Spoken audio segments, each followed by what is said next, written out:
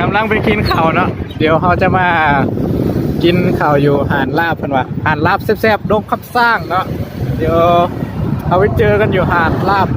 จะหัวมันแซ่บเลยเนาะหานลาบเลยเนาะคนเข้าเต็มทุกมื้อเลยเนาะ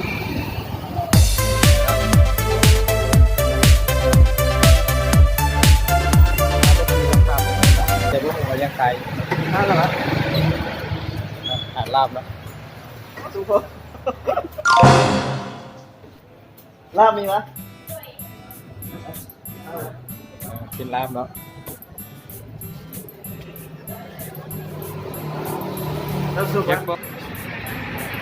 กินไก่เซโนลาบปลาเปียกเนาะห้านนี้เนาะเป็นห้านที่แซ่บหลายเนาะอยู่นี่เนาะรับซุปก็ได้ยิบเอารับซุปเนาะไม่ขั่วเนาะแกงยังลาบเป็นขมเดี๋ยวเราจะมาทาเบิ่งเลยเนาะว่าลาบมัน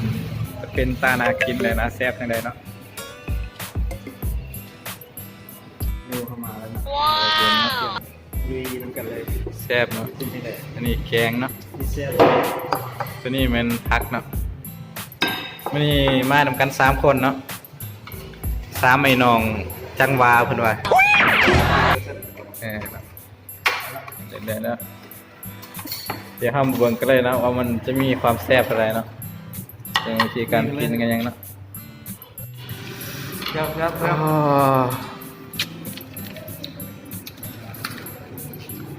แซ่บเนาะเดี๋ยวเรามาเบิ่งอิวเมียนนี่ละสตูดิโอเนาะ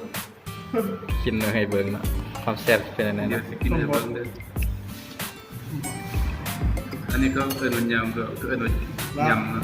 ยำลาบเนาะแซ่บบ่แซ่บบ่บ้านจะมีบ่เห็นเนาะสดกันอย่างใหญ่เลยเนาะ